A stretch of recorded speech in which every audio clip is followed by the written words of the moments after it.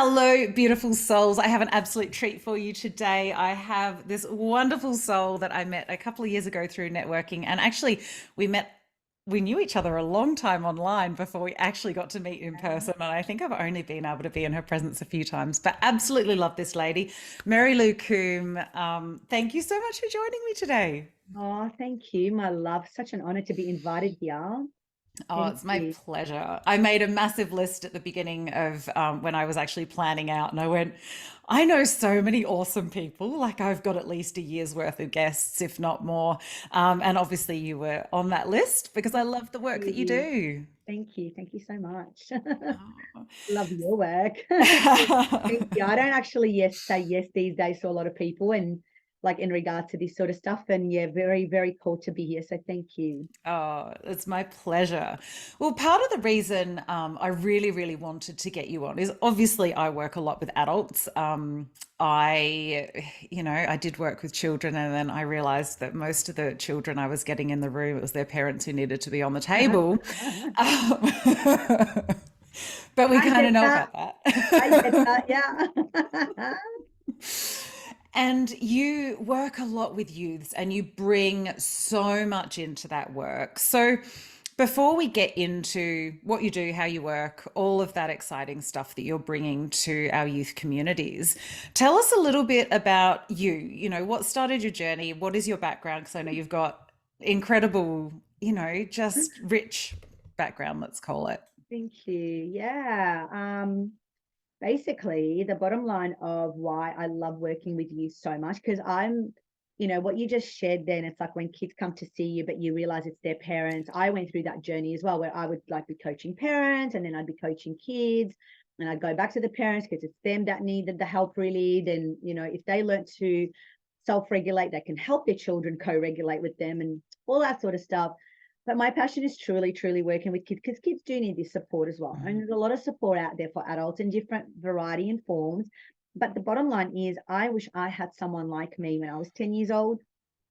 I wish I had that mentor and I wish I had that someone that I could go speak to that wasn't directly my family or my mum and dad in particular. And I came out to Australia from Lebanon when I was 10. So I Mm. wasn't born in this beautiful country. Didn't speak a word of English other than hello, I think. In Lebanon back then, you had the choice to either go to a French school or an English school. And the irony, my mum hated English. So it was like, nah, they're going to a French school. So my first languages were Arabic and French. And it was easy somewhat to pick up English from that. But I got teased a lot, I got bullied a lot, never fitted in. I still don't fit in, but that's okay now. Neither do I. It's fine. I know, right? I know. But it took me a long time as a young person. Like I changed my name to Mary. I never wanted to speak Arabic. I didn't want to eat any of our food. I really disconnected with my culture because I wanted to fit in. And I didn't want to be this outsider in this new country. And the thing is, since then, because I went on and I did my uni degree. That's why my parents came here, so we could have an education. So I was the first to get a degree in my family, which is a big deal for Mm. a Lebanese cultural, but I wouldn't have had that opportunity back at home because it was shut open with a lot of schools and due to the war that we grew up in. Um, and a lot of kids here didn't understand me. Like we didn't move to a suburb where there was a lot of multiculturalism. It was basically English, Scottish, Irish kind of backgrounds with a few Greeks and Italians, but not many sprinkle, not even a few Chinese back then. Like it was very, Mm. very white. Used to be a lot darker than what I am now. So I was like the darkest pretty much kid in my classroom, Mm. and just teased a lot. And I just wish I had that teacher or that mentor or that well-being officer in the school that I could have gone to or that my parents could have reached out to, that could have said, hey, can you help her settle in? Mm. Now, fast forward, 35 years on, because I'm 45 now, and I'm loving how schools are embracing a lot of these positive aspects of psychology and what we need to support our children. Um, but they're missing a whole big ingredient of embodiment. There's no embodiment for the children. It's just another tick that we've taught them about gratitude. We've taught them about resilience. We've taught them about mindfulness. We got the yoga teacher to come in because that's what I do. I just got back from, 2 hours with year sevens in the classroom, teaching them about yoga, but really about how they choose to show up. And that's why I love your show so much, because it really does come down to self-mastery. And this is my little analogy. We are all born as little sprouts, and we grow and grow and grow. And if we don't grow with tools that support our nervous system and support us, then we're really this huge effing onion that hits a growth spurt, like a spot, and can't grow anymore. And so we need to peel back the layers, because life is not working for us anymore. And this is what midlife crisis is all about. Which I love to refer to as midlife awakening, because depending on the tools that you have, it can go either way. So it's like, and sometimes both together at the same time. Well, it can, absolutely. But this is what I'm saying. Like, if we have tools, it doesn't mean that life isn't going to go to shit. It just means that we're going to be able to deal with it differently, and we're going to be coming from a different angle. So why do we learn until almost that breakdown to get these tools and unlearn, peel back, that painful layers and layers, rather than just be like this, rather than like this? Why not? And then just kind of, deal with life. So that's why, in coaching, neuro-linguistic programming, that sort of stuff, we know it's never the events that impact you, even though the events have an impact on us. It's never about the event. It's about the meaning that we put to those events, and then how we're internalizing them based on our structure of reality. So having said that, how are we teaching that to our children? How are they embodying that? And then how are they choosing to show up with that? And when you step into any classroom, you step into any area with children, most of the time we're trying to control the child in order to have the desired space that we want. But what if we collaborated and worked with the child? So that's my huge focus and so for the last 7 or 8 years, I've gone between working with mums mainly, to the child directly. But most recently, I've been working with the family as a collective. So the first session with me when I see a young person is always with the family. And I am so proud of the dads out there that have now taken time off. So since COVID, really, the dads are taking time off, juggling their shifts around to be present and bring their wife, their child to see me, and they sit in and get just as much out of those sessions. So a huge shout out to the dads out there for doing that and not just making it the mum's role to take care of the mental health of the family. That's a really beautiful big shift that I've seen in the last 4 years. But yeah, I work with the family, and that child needs to buy in. And when I say buy in, they need to choose to come see me. It's not they're being dragged by mum and dad to come see me, which is really beautiful. And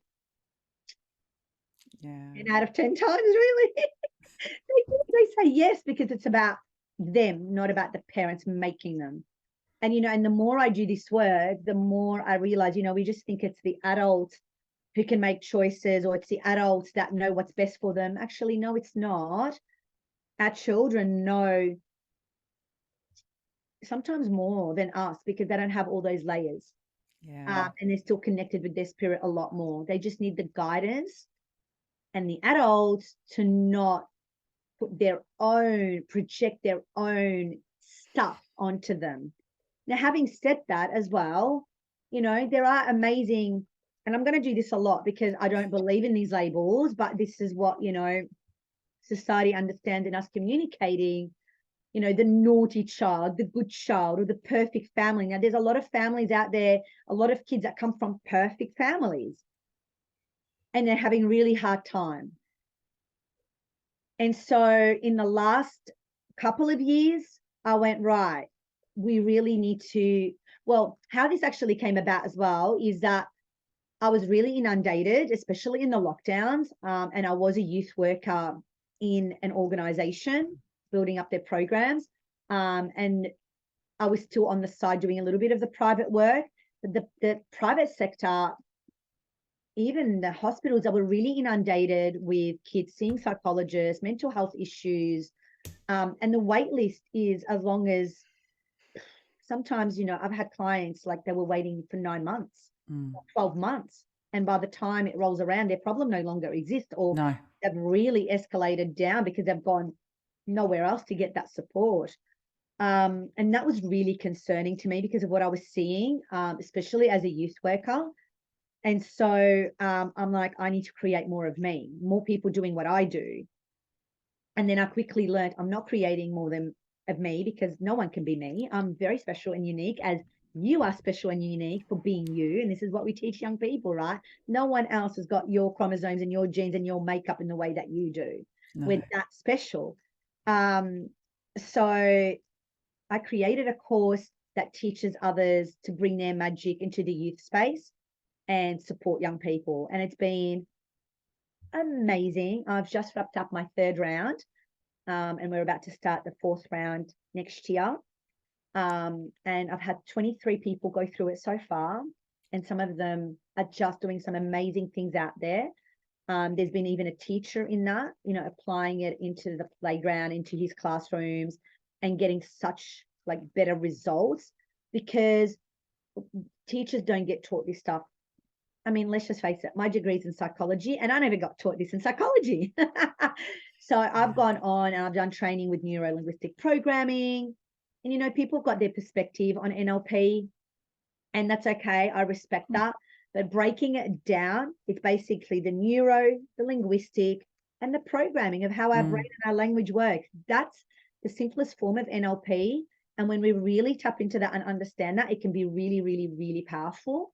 And teaching that to young people, and even the way that we show up with young people using that, but also using energy work and tapping into our energy as a youth worker, as a teacher, as someone who's working with a young person, or even as a parent, and that's a bit harder. I am a mum of 2 young boys about to step into their teens, like they're tweens transitioning into teens. And it's a fun ride. It is a fun ride. And some days it's not so fun, and that's okay as well. But it's like, where are my tools to deal with not the fun parts, and how do we sit and move through that as well? So yeah, we've, basically my whole focus though is about thriving families, thriving young people. And I offer different things, but it is mostly focused on the young people. Yeah, Yeah. that's me in a nutshell. My God, I Oh, think I about the love it. youth subject though for a long time, just understanding like how our language impacts us. Imagine if from a very young age we learnt about what the structure of reality is, or what the caudate nucleus. So there's a really fancy word, but what that is and how our brain works. And it's like, oh, this is why I'm behaving the way that I am right now. And what does my body actually need? And where am I at? And, coming back into me, because we're in such a busy, overstimulated world. Our kids really are more than ever. And they're struggling. And every time I step into a classroom, because I do teach yoga as well in schools and kinders and stuff, not so much these days. That was my business pre-COVID, full time. Like that's what I was doing pretty much all the time. But I've stepped back from that, and now it's demand only. Like just when I get invited into certain gigs that I'd say yes to. But I see it every time I step into that space. Our boys in particular just don't conform. But it's not our boys that we need to change. It's their environment that we need to create, but also how do we empower them? What do we say to them? Because we can't empower someone. Everybody's empowered from within, but we need to give them the tools so they feel empowered. And yeah, like every time I step into the classroom, I go, oh my gosh, I do miss this so much, because I had a really difficult class today, like lots and lots and lots of naughty, but they're not. Like it was like, and it was really beautiful once I gave their brain evidence of how they are going to choose to show up, and it's okay. It's unreal how many of them did calm down and just allow the class to flow a bit better. And I have no issues going in there and just standing still in like a mountain pose for the whole hour if I have to, if that's what the kids need, just in order to calm down their energy.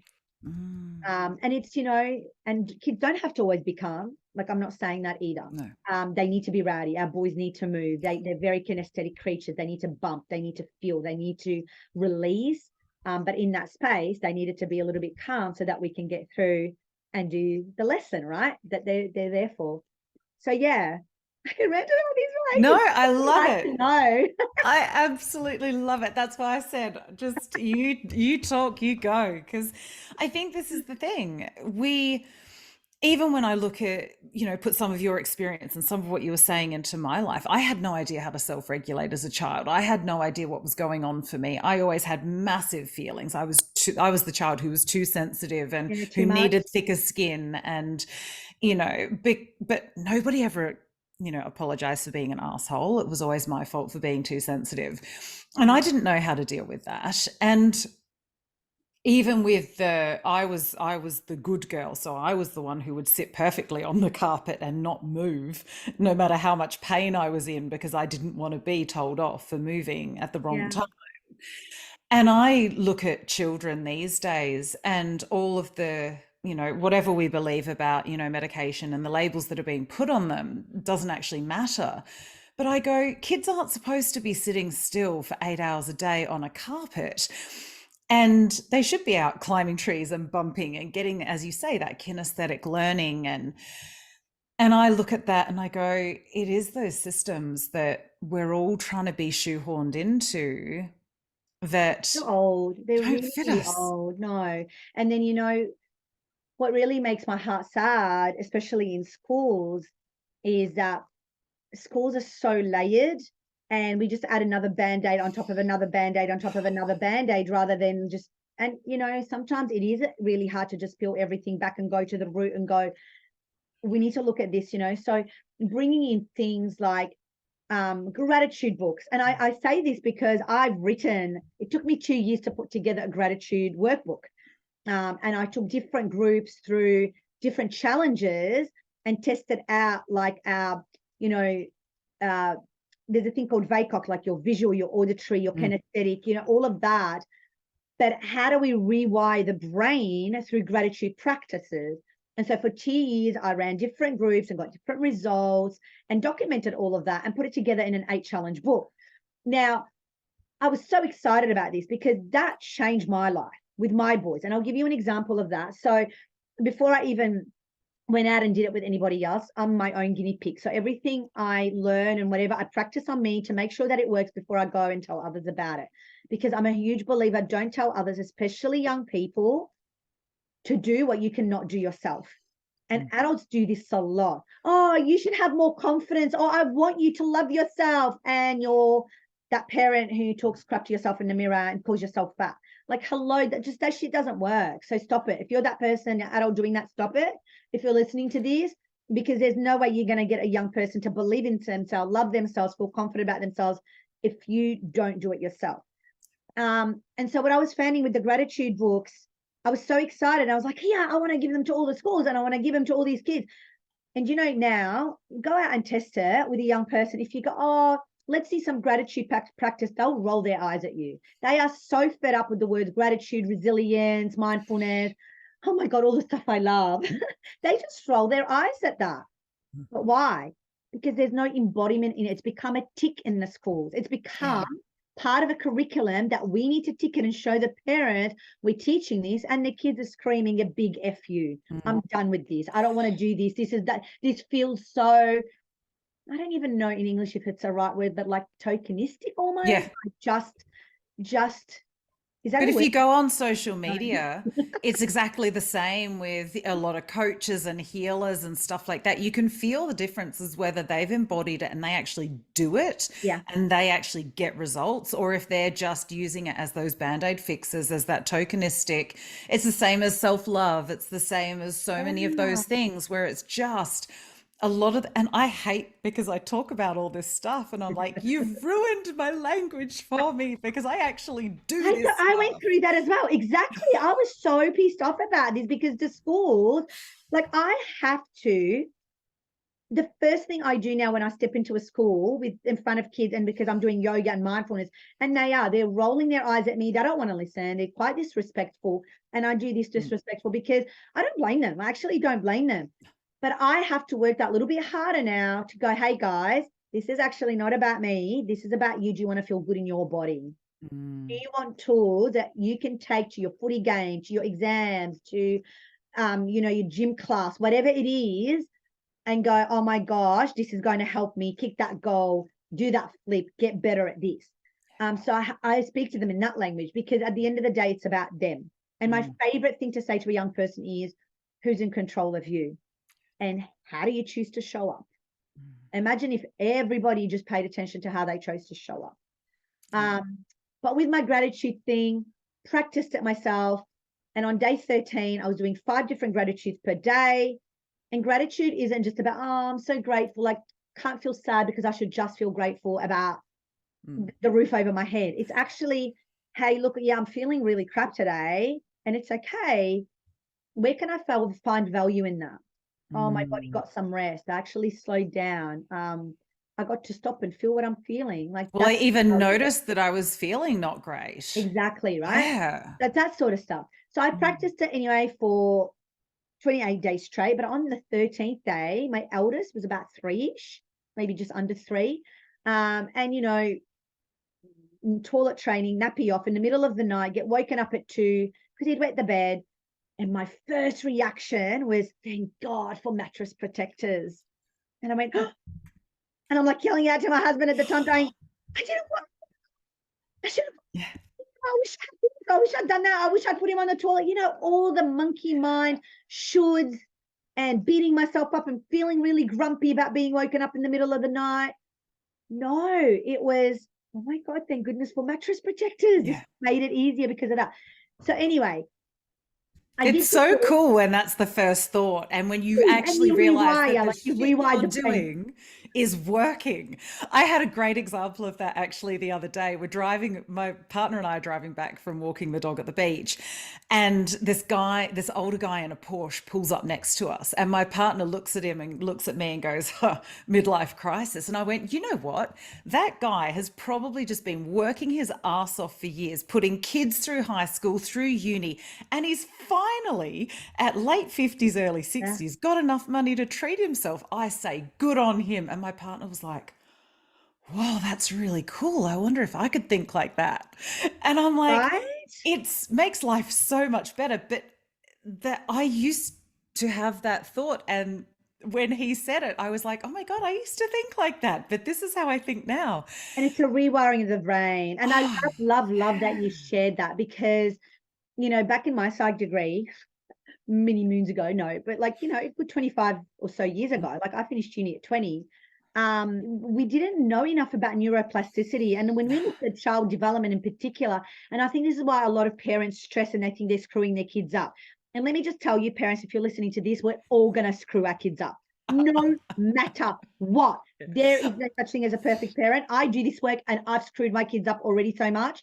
I tell my kids, I just hope they earn enough money to pay for the therapy I've That's paid it, for. right? You know what I learned through that as well is our job as parents is not about not screwing our kids up. It's about clearing our own screw ups and our own shit, so we don't pass that on to our children. They are going to have their new issues. As long as their new screwed up issues are different to yours, you've done an amazing job.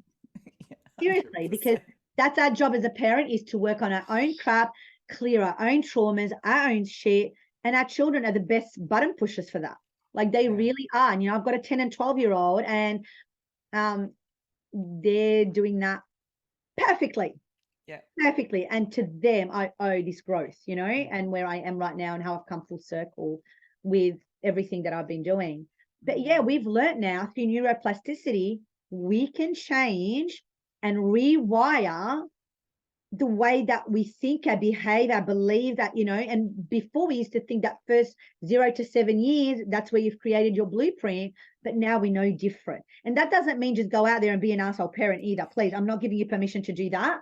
But what I am giving you permission to is just be easy with yourself, gentle with yourself, and focusing on your own energy, whether you're a parent or a youth worker or a teacher. Focus in on your own energy to not project onto your child, and then allow your child to be them, what they were born here to do, which you probably yourself never got that opportunity. But we are moving into a new age, and to all the parents who think, oh my God, I'm not doing a good enough job. It's you who are actually doing a good enough job because you care about what you're doing. I always say the same thing. It's like if you give a shit about this, then you're doing a good enough job because Exactly, you're right? noticing.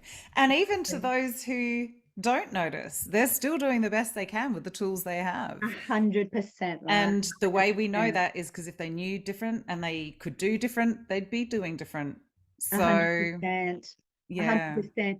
And I guess, in my youth support roles, I'm not here to actually like be a savior, or because I did originally go into it like that because I was that people pleaser, that people rescuer. And I've learned so much that doesn't help anybody else. That just validates my significance, and that's not what it's really about. Sitting in with a young person is all about them, and we could just sit and they could just cry and it's okay. That doesn't reflect anything about me. And that's a big practice as a practitioner, especially when you're working with young people. And now more than ever, they really need to have people who can learn how to hold that space. Mm, And I'm just very honored that I can teach that. Like I've been practicing that for quite a while now, and I can teach others how to do it through psychology, through NLP and understanding how the brain works, and most importantly through the energy work as well. Um, because energy is everything. mm, It really is everything. And kids now more than ever feel and speak energy more than words. mm. Um, and I think that's why they're having such a hard time, because the adults don't know how to speak energy, and the kids don't always know how to speak words. And so Well, it's, the way I often describe that is, when our parents were growing up, it was all about IQ and intelligence. And then yeah, we've sort of moved through into that emotional intelligence, but our children are getting that spiritual intelligence. And 100%. we're bridging the gap between the, intelligence, the IQ and the SQ. And we're like, holy crap, how do we bridge that? That's But that's it. again what we're here for. That's it. And when we drop into, like I said before, how do you choose to show up? Well, that's what I ask myself, is how do I choose to show up in this, and like there's no perfect. Perfect's when you're dead. Perfect is when you've finished your mission, you've served your purpose. And really for me, I've learned recently from, a mentor that our purpose really is here to heal. That's it, full stop. Mhm. But it's our mission on how we carry out through our healing what we're here to do in the world. And that's really beautiful and sat well with me. And so it's not about being perfect, because, I'm on this constant roller coaster, but now I do it in a frequency where it's okay. Mhm. And it gives others the permission then to be okay. And I just think this is what our young people, our future, because they are our future. I've lived a really good life. And, as a mother now, I tell everyone I'm quite selfish. It's all about my kids. Mhm. I've done this. When my babies were really little and I used to work in groups with teenagers and with like a youth worker and stuff, I'd be like, guys, I'm really selfish. I'm here to help you be better because you're the leaders of the future and my boys need you. Full stop. We need good leaders. We need heart-centered, masculine, feminine, balanced, good people.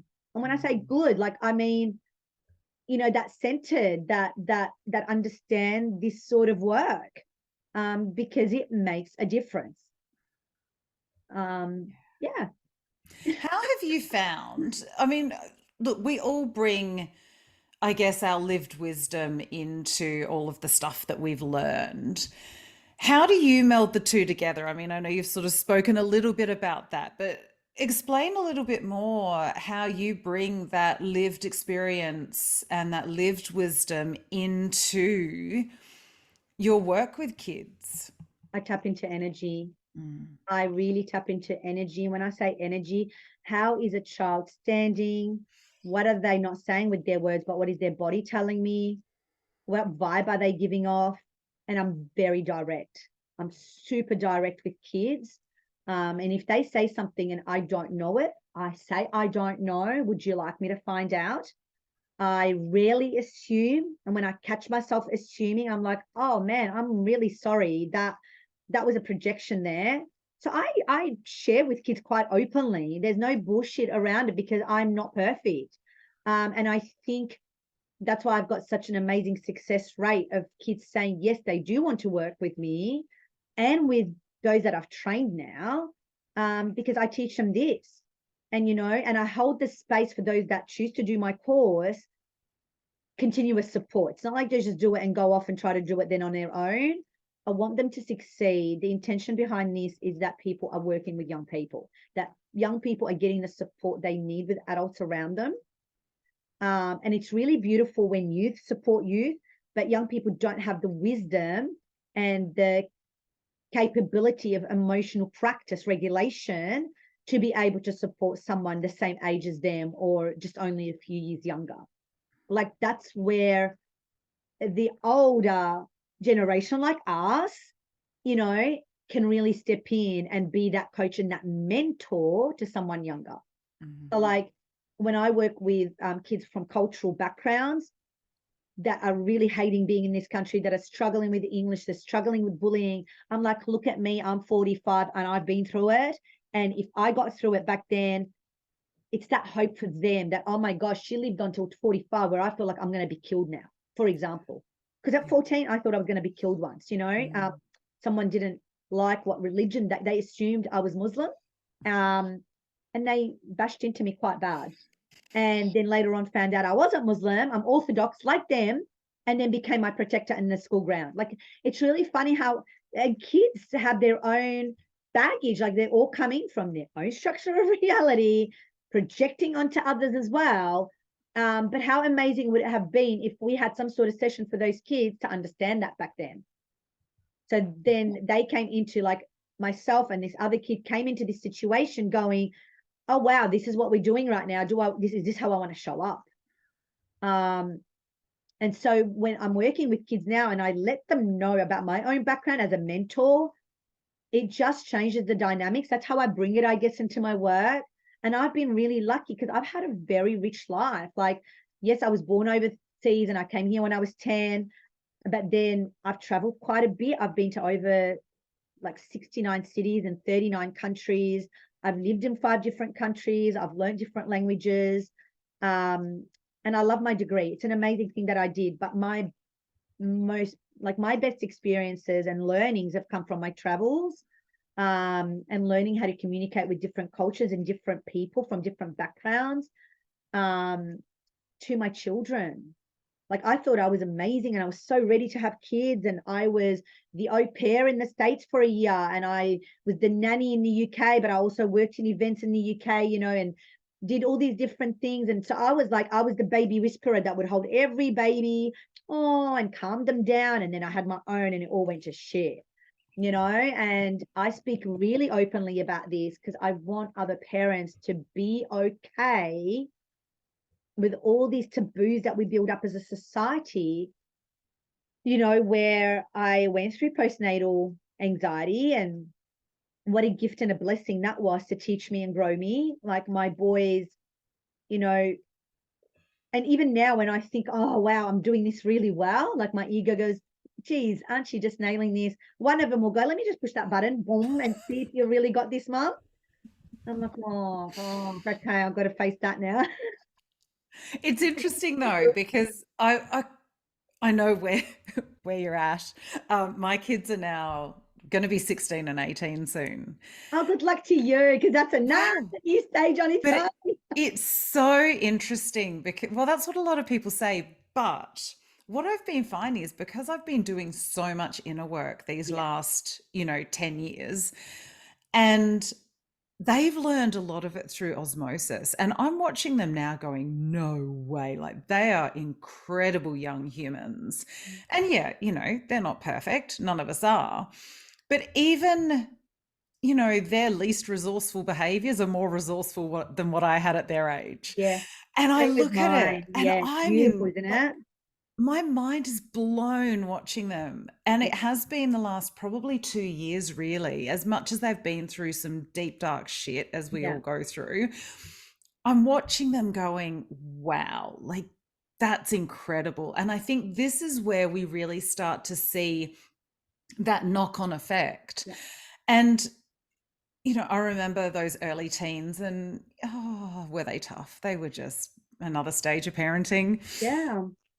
But the blossoming that's coming through now, I am loving this stage so much. So many people are saying, watch out. And I'm just like, no, You know it's what I say, watch fabulous. out, and oh my God, you're going through that next phase. You know, I'm 45, my mum is 65, Mm, and you never stop being a mother. no. You never stop being a parent, you know, and my mum and I just went through a whole big thing together.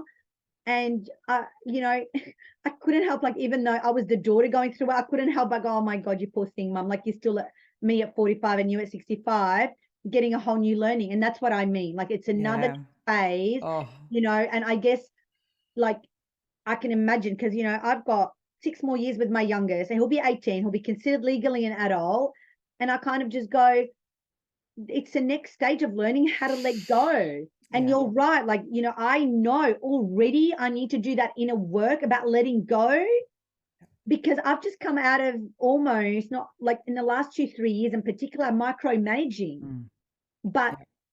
I had to still micromanage because of the lockdowns and everything. And I am a homeschooling mom. So I do homeschool my boys. So it is a little bit more micromanaging. There's someone who is sending their kids off to school. But I have to sit in that and go, how is this serving him? How is this serving me? How is this serving all of us? And let go. And it is damn hard because you just want to protect your babies forever. Yeah. I'm not really doing them any service if I bubble wrap them up either. So, you know, and so that 18, and like I just remember when my boys, when my first was born, and I was like so sleep deprived and so stressed about sleep. And my mum goes, do you think now you'll ever get sleep? Don't wish them to grow up because you know when you went out clubbing in your 20s, I was still up until I heard that click at the front door. So kiss sleep goodbye forever. And I'm like, oh, holy cow, I did not think about it. Yeah. Oh, absolutely. Yeah, it's all coming too quickly. I know, But right? So there's all these different, and when parents now say to me, especially those that have got younger kids, or they're like, oh, you know, what's the easiest stage? I'm like, are you kidding me? Every stage is easy and every stage is hard. yeah, But when yeah. we start focusing on the child too much and they have to be a certain way in order for us to feel good about ourselves as parents, we're fucking it up. Mm, We are. Full mm, stop. You know, think about a teacher as well. I need to control a student in a classroom in order for me to feel like I'm a good teacher and I'm ticking my staff. It's not about the child anymore. But imagine if we can flip that and go, as a parent, where's my child at? Yes, they're having a tantrum. Everybody's looking at me. But fuck, if I can deal with that and not make it about me and just make it about my child learning how to regulate, completely different world. And mm. that child will regulate a lot quicker because we're just allowing them to do what their body needs to do in a Mm. safe way. You know, Without like adding our layers of onto it. shame and Yeah, embarrassment and that's it. humiliation and That's it. whatever else that we're dumping on top of them as well. Because Exactly. then they've got to go through many more layers than just an emotional A regulation. 100%, a hundred Mm, percent. And this is at all different levels, you know, all different levels. mm, So yeah, I am quite passionate about understanding and mm, helping others understand the development of young people mm. because then they grow up and they become adult. And the more we focus on them when they're younger, the more likelihood they'll be better adjusted adults. Yeah. It's a very complicated world that we're navigating. And it is a lot more complicated than when we were younger because right now I can't go to my mum and ask her how she dealt with me when I couldn't get off my iPad because I Yeah. never had an iPad to get off. No. I can't go to my mum and ask her or even tap into my own resources of when I was bullied because when I was bullied and I got home, I can shut that door and it didn't follow me home. Mm. Whereas now kids are in Snapchat, into Discord, they're into social rooms, like online rooms, whatever way they look like in Discord, Messenger, whatever, watching all their friends do stuff and them being left out, them being bullied, Yeah. them being spoken to in ways that we would never say things face to face to people. And there's a huge disconnect. There's a huge disconnect between soul Yeah. and the way that we show up out there. And our kids are not being held accountable to that because, you know, and so we are dealing with a new Mm. era of problems for our children that we have never dealt with Yeah. before. And textbooks are always behind in this sort of stuff. So there's no textbook to fully help with this. We are working it out as we go. Yeah, Um, absolutely.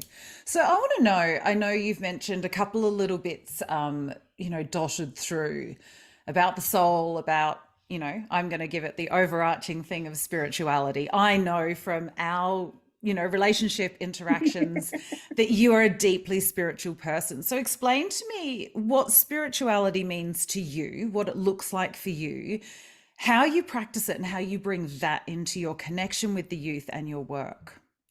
Big Small question. question. Yeah, right. Um, Just a I'm a little. huge believer that the way that I like to operate is never ever imposing my beliefs onto anybody else. And coaching is all about asking the question.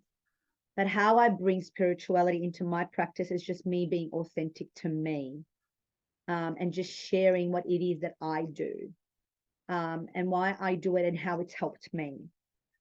Spirituality for me, 3 years ago, I couldn't say the word God. I was raised in a born Orthodox, but went to a Maronite Catholic nun school, with lots of Muslim friends. So I had quite a diverse introduction into all of that, into the world.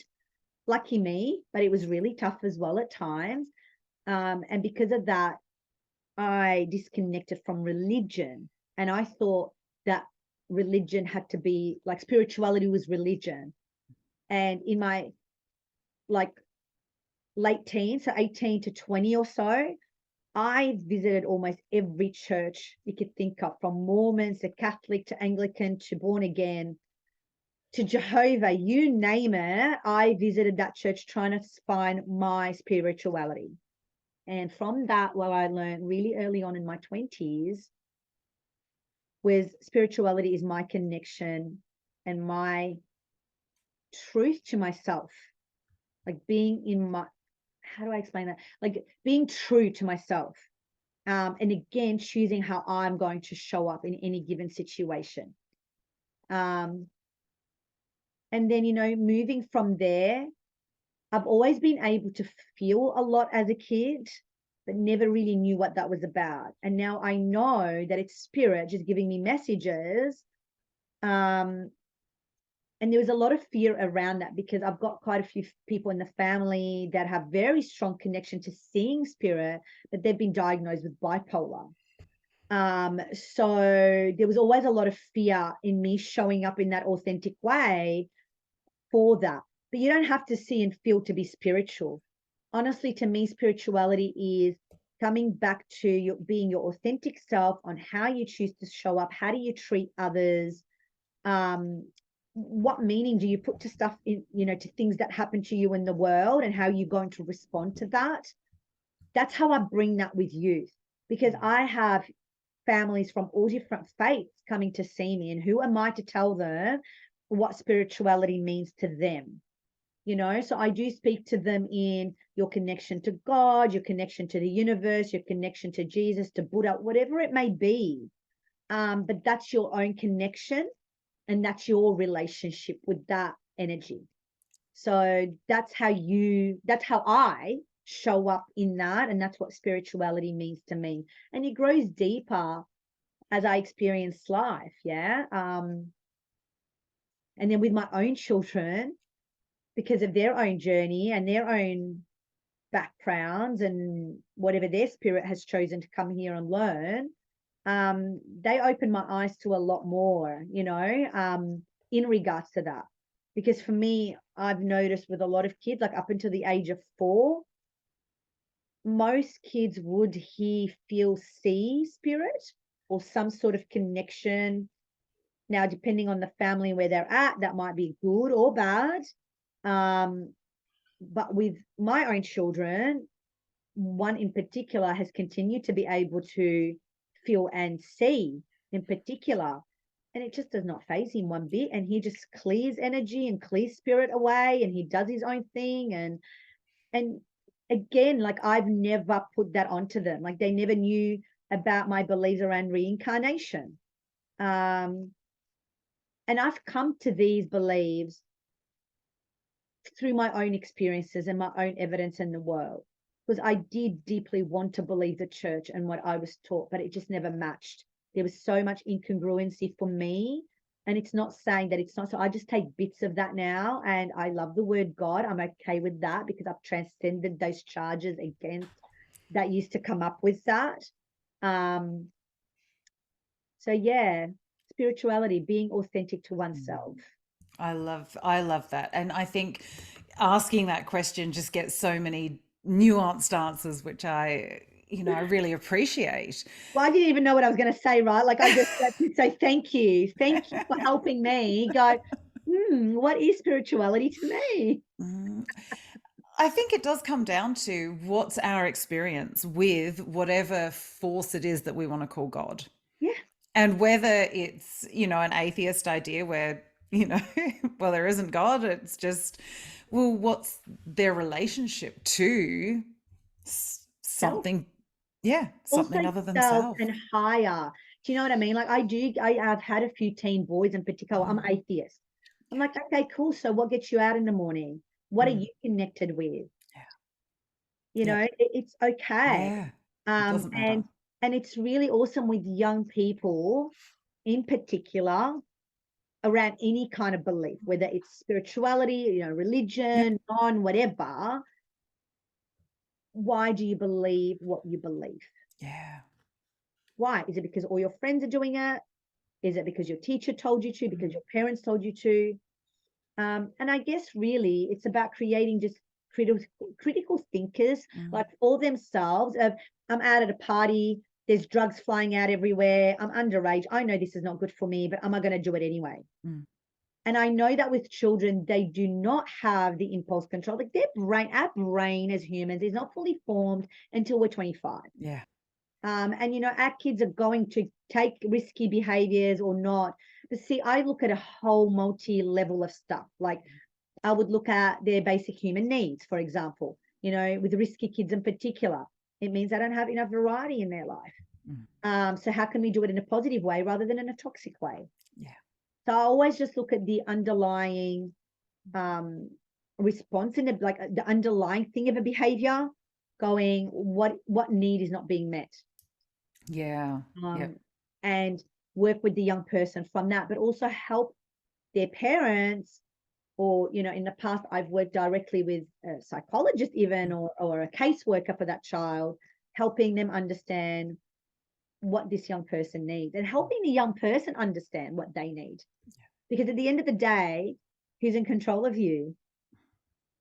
yeah. And No. they don't have the language and the life experience to be able to put it into a framework or something that somebody No. else understands. They've only got whatever they've got. And that's the tools we've got to work with. And I Yeah. mean, it's the same with adults who I remember when I first started on my journey, kinesiology was kind of the doorway that I walked through. Yeah. And then I found this whole new world. And it was like, whoa, all of a sudden, all this stuff started making sense because I had language for all of these concepts that I'd been feeling and experiencing in my Yeah. body, but I had no language for. And I was, what, 35 when I had my first kinesiology session. I'd started dabbling in some mindfulness and things before that, but realistically, all of a sudden I found this world where the language existed, where the understanding of the energy and the feelings and that internal world existed. And I think in some ways, that is part of our job, is giving them what other words could you use for that? How could you get some of those experiences that are in here Yeah. out so that we can help you? Does 100%. it feel like this? Does it feel like that? Can you think of something else it could feel like? Give me a metaphor. Well, not that they understand metaphor, but we Yeah. do because we're adults listening to this. So, Yeah. Yeah. No, and mm, um it's also even stripping it back a little bit more of going, I do not need to understand how yeah, you feel in order for you to feel better about yourself. yes, Because we do have a society right now, and I'm quite passionately talking about this to a lot of young people and adults as well, like carers, workers. Because have a look at a playground. I get a lot of kids that have been bullied or are getting mhm, bullied, and it's all about stopping the bully. Well, who are you in control of? Like, if you have a look at we need to support the bullies. This might come across really Mm-mm. harsh to some people, or go, oh, Marilou, pissed off, like the bully is just fully, messing up my child's life. Yeah, they are. I'm not going to take away from them. But what's going on for the bully to do that? Yeah. But you cannot stop or fix the bully. Yeah. What you can do, though, is focus in on your own energy, on your own beliefs about yourself, that gives the vibe to that bully that you are weak enough for them to come pick on you. Mm. And this is not about fault or not, because I know some people really do get triggered, like, oh my God, are you saying it's my fault I'm being bullied? No, it's not your fault. However, you are in control of how you respond to that bully. I wish I learned that early on when I So got do I. I wouldn't have gotten married to the around, person I did. right? So you understand this, right? But Oh, yeah. you had to go through that as well in order to Yeah. come to understand it now. That's where the value, this is where I go with gratitude. This is where the value Yeah. is. It doesn't mean I don't wish for anybody to live through war and almost lose their parents. However, the value in that is I am who I am today. I'm as compassionate as I am today because of these Yeah. experiences. And Yeah. I look at that, I know how my childhood set me up for an abusive marriage, and I understand, Good all of that girl. conditioning. Yeah. And also, it's allowed me to create healthy, stronger boundaries now, as well as be really compassionate. But I also recognize how and again, as you say about the choice aspect, every day there was a door for me to leave that marriage, and some part of me chose to stay. Now, I'm not saying I was choosing abuse, but in some way I was. And Yeah. I was conditioned to expect that, and that was my normal. And That's it. so there is that element of, once I recognized that, the power that came back to me was Yes. incredible. And you Now, needed to when pay in order to get that power. The exactly, irony, right, of how I that know. works. It's nuts. But you did, and you wouldn't be this Yeah. strong, powerful woman that you are today, Mm. helping so many if you had not gone through that. Yeah. And that's why we need to allow our children to go through certain things. And what I see, and maybe just like here for total disclaimer, I'm going to go through this with my own. I know this. Yeah. This is where I'm going to grow, like with stuff that I don't even know yet to come, right? But like, say a child goes through what I see, like, say a child goes through bullying, the parent takes it on from their own bullying days.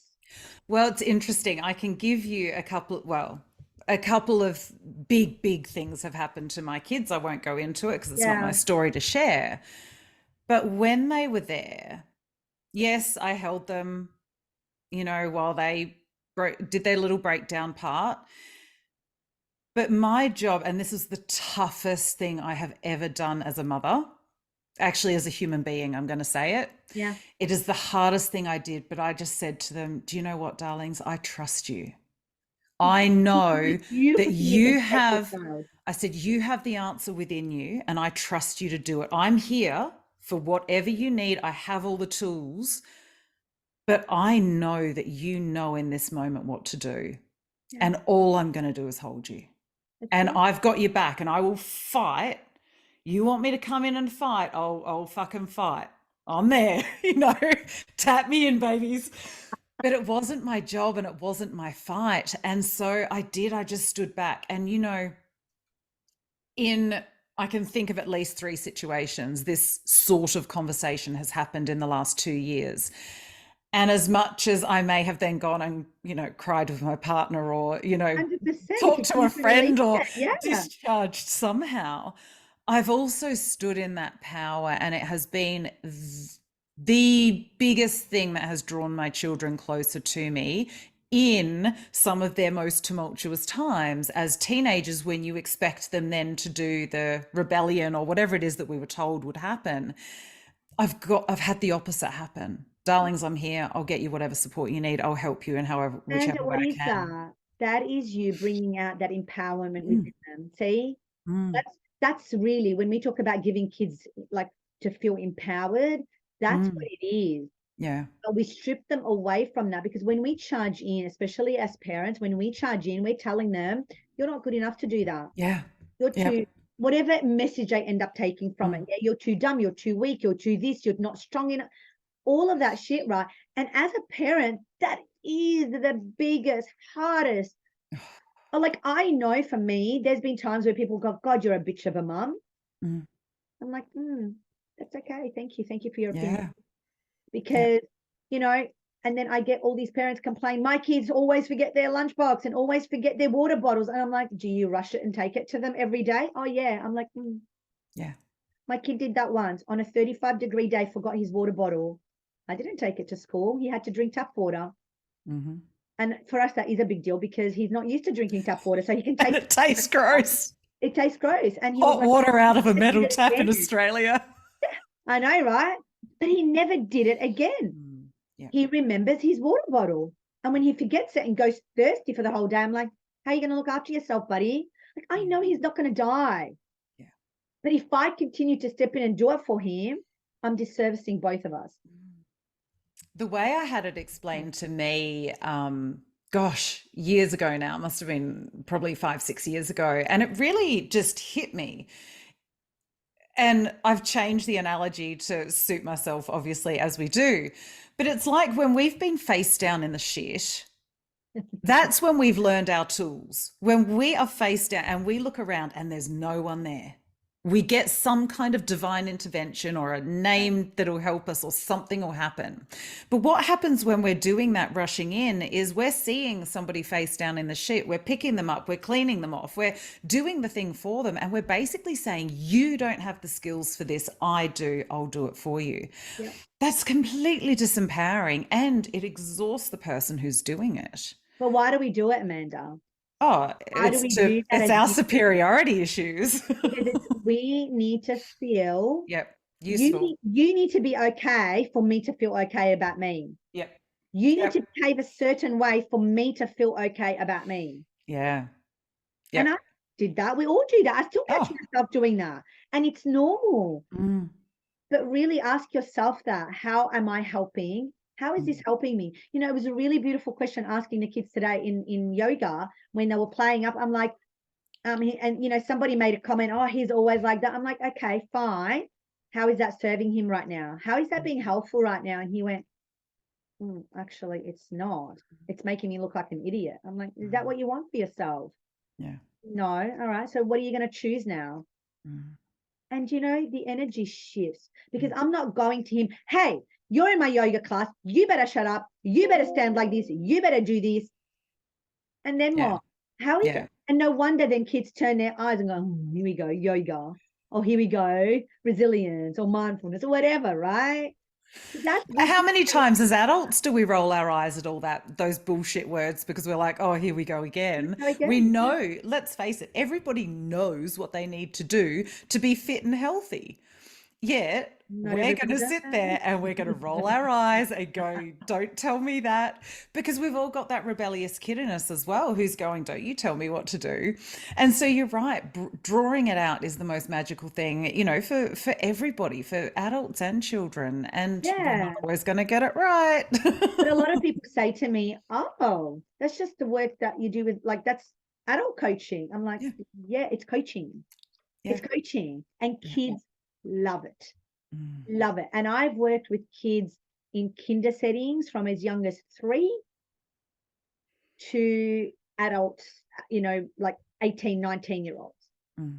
And the number one basic thing for any human is to be seen, to be heard, and just to be allowed to be themselves. And so if we are able to give that to, you know, when a child is acting up, they're not being themselves per se. There's a need that's not being met in them that needs to be met. Full stop. That's it. And, you know, maybe they are a bit cheeky. Maybe they get their validation through doing certain things, you know. But yeah, when we make that about us as adults and then we project, that's where all that conflict stuff happens. And I'm sorry to say, adult, you're the adult. Like, do not expect a kid to know how to behave and regulate and communicate when we're not doing it ourselves. Yeah. And often it's our inner child who is reacting to the child Can I because just we're say, like, I wasn't allowed to when have I've had that. fights with my 12-year-old, it's my 16-year-old self. I see it completely. I'm like, oh my gosh, mum needs to talk to her inner child now. And I'll come back as the adult. And I talk very differently as the adult, Yeah. Yeah. but that's what our children do, especially our own children. They push those buttons, and you've got to build up that skill set to be able to see it and go, holy cow, that's my 16-year-old, like right now, fighting with the 12-year-old. Step back, do Yeah. something, change the state, do something to break that, And that's why I love Mm. my time out or time in or whatever you want to call it for me. My kids never got it. It was always me. I'm like, mom needs to go have time out now. And they're like, oh, and there's no one to fight with them anymore. And like their energy shifts because I took myself out. I showed them how I regulate. Done, and then if they want to choose to do that, they can. Mm. Yeah. Oh, it's so powerful. This work is just, it blows my mind every day, I I think, know, when you right? see the results of it in real time. And as you said before, it's when you get in that moment and your initial thought is different and you go, Yeah. whoa, that's I know, right? insane. That's beautiful. And that's why I created that book, right? Because and I love it because I've had people like I've gifted it to some people and they're like, oh, I already do this sort of stuff. And I'm like, okay, that's great. But this is just my gift to you. Have a go at doing it because it's got coloring in bits and, just do it. Just do even just the first section. And I'd love to know how you go with it if you choose to do it. And they've come back to me, on anywhere between day 13 to 15, 16, because you really start noticing that initial just change and they're like, oh my god, that's actually working. I'm like, Yeah. amazing, right? It's amazing. Yeah. Oh, that's incredible. So I want to know, what does being a divine, messy human mean to you? I love your title of that book, by the way. Divine Messy Human. Well, we're all here having a human experience, right? And we're all divine. Like, to me, humans are divine, and especially we see this in babies. Like, they are the most purest of the pure divine, right? And then their shit gets layered as they grow older, right? um we're all divine and we're all messy, and we've come here to have that 3D human experience. And I guess that's what's really taught me that. And I've really embodied this, I would say, in the last 2 to 3 years. I've been through a lot, like with, loss of business and like COVID hitting, and loss of business and getting a job and letting go of that job and homeschooling my kids and separating from my their father. And a lot has happened in a pressure cooker of 3 years. But what I've learned through that is that we can go through shit and we don't have to be in a shit frequency of it. And that's coming back to my energy. And so I can be messy, or like I'll give you the perfect example of it. On Monday morning, I ran the last session of my youth mentoring and coaching course. And I lost a friend. I found out about a friend that passed away that morning, and I was a mess. Like, I sobbed my heart out. And I was angry because I'm like, nothing in the world is making sense right now. And someone said to me, who delivered the news, they were like, you can just call your course off. I'm sure they'll understand. Now, you say, what is spirituality? See, normally I would but I sat with it and I connected with my heart and I connected with myself. And I went, what is it that I actually need right now? But also, how am I going to choose to show up in this? What is my thing here that I need to grow from, that I need to learn or pass on? And the message was, get on that course and run it anyway. I didn't want to wait another 2 weeks, because what if I wasn't around in 2 weeks and something like that happened to me? And I did. And I ran the course beautifully. And it was the most gorgeous session with these powerhouses of women that are doing it. And towards the end, I got really emotional and I did cry when I was sharing this with them. And how beautiful is it as a practitioner who's been paid to run something, to allow my students to see me that way, but I wasn't a blubbering mess and they didn't have to be there for me. And so that to me is what divine and messy and being human is. Whereas, maybe 2 years ago, I would have gone, oh, hold it all together, don't show that emotion, present it and then get off and I'm in a heap and I can't do it. I wasn't in that heap. My energy was no different after. Like, I was just I was actually a lot more chill, to be honest with you, and felt even more centered.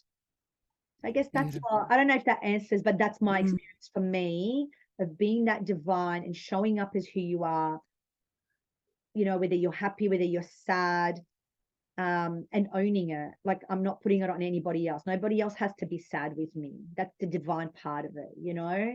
The messy part of it is that I'm still learning and I'm still growing and I'm still going to show up anyway. And I love that you say it that way. It's being able to show that vulnerability without needing anybody else to fix it or wanting anybody else to fix it. You're holding your own space and your own energy, and you're sharing vulnerably with people from that space. And I think when the energy is aligned in that way, they're not feeling like they have to come in and rescue you either. And if they do, it's their stuff. Yeah. But I really like the way that you've illustrated that, because I think it is a perfect example. And it's the way that we can show up authentically in life to go, I've got this Yeah. and I'm upset. It's that And the day paradox. that I don't feel that at all, and that's that perfect that people think is perfect, then I'm out of here. Like, I won't be, I know my soul's done with this, whatever I've come here to learn. But I do know I've got a lot more here to learn and a lot more here to grow from. Especially as my eldest, who's 12, is going to be hitting even harder puberty and harder growth. And I know all the textbook developmental stuff of a person, but it's like, radio, time to learn it and see how I can heal more of my 13 to Mhm. 16-year-old through this stage. So there's a lot more work to be done. And I just love that I can share it with others as I do it. I don't have to be like a lot of people in this industry think they have to be so ahead or they have to have all the answers. Look, you can't, I mean, can you teach about parenting if you're not a parent? Yes, there's textbooks on that. But when you walk it and you've experienced it and you've felt it, you just can teach it from a different level. That's all. So don't think you have to be this perfect. Like, I'm not going to wait until my children are adult for me to teach parents about what I've learned in the last 12 years as a parent. Yeah. Yeah. Yeah. And we're always learning and growing and evolving and changing. And 100%. I think that's part of the beauty of life, and also why we can't, we can't wait to teach what we've learned. Because the other thing is, once we get to that next iteration of self, we almost forget about, that other bit that we've been through, because we're into that next We've iteration. evolved. That's it. That's right. Yeah. And it's That's like, who was that right. person? I don't even remember being that person. It's like we've shifted timelines completely. It's like, who was that? Yeah. And you know what? I actually really just want to share here because I've been Mm. taught this, like, I've been taught this all my life, but really, really super embodied this in the last couple of months. But even from 2, 3 years ago, especially when I was in an organization as a youth worker, just being yourself, you don't know who you're going to help. So I've had feedback that just being me, I wasn't even in a youth worker hat on and I wasn't in a session with anyone and I wasn't planning anything with a youth, but just in a conversation with a young person, they went home that day and didn't end their life. And just recently with, a 60-something-year-old friend of mine who came over, a mentor to me, and I was sharing something about how I'm seeking help and support for my own nervous system right now, gave her permission to do the same and not have to be that older mentor to everybody else because she should know it all. Yeah. So sometimes just being ourselves without having the coaching hat on or the mentor hat on, just being us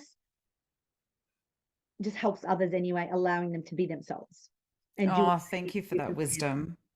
So that's been a huge embodiment, like deeper embodiment for me. And that is also a little bit of deeper self-love because I knew self-love. I thought I knew self-love. And the last 2 months in particular, I've had to dig and go even deeper with that. So we're always learning and we're always evolving. And, if a young person is ever listening to this, I'm 45 and I'm still learning. And I just wish I had some of these tools when I was younger. So this is my job now, is to pass on that up to younger people in particular. But yeah, don't ever stop. You're gonna, think you're gonna stop from learning, because then you're done. You're done, and Mm. I'm not ready to be done yet. I've still got Hell a bit no. to do.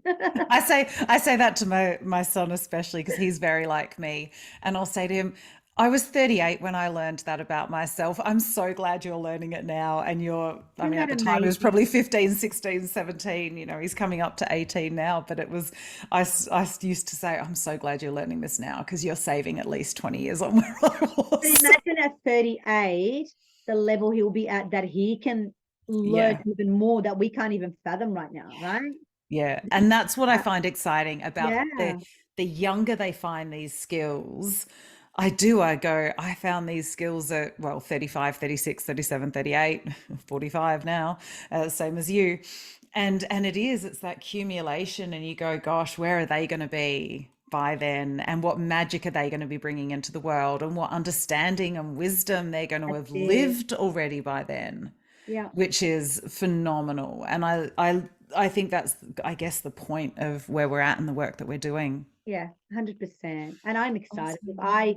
I think kids are phenomenal. I think teenagers are amazing. They are really amazing, and they do want a better place, and they do want the adults to listen to them and help them through that. And they're navigating lots of different things. And I'm not going to go deeply here into brain development, but that's all the stuff you can come and learn from me if you want, especially for those ages and the hormones and just the brain growth. And I think they are amazing, and they've got a lot more to deal with than we ever have. So I Yeah. give them extra credit for that. So when they're not showing up as their best, please, let's step in and let's help them. And let's hold that space for them. Mm.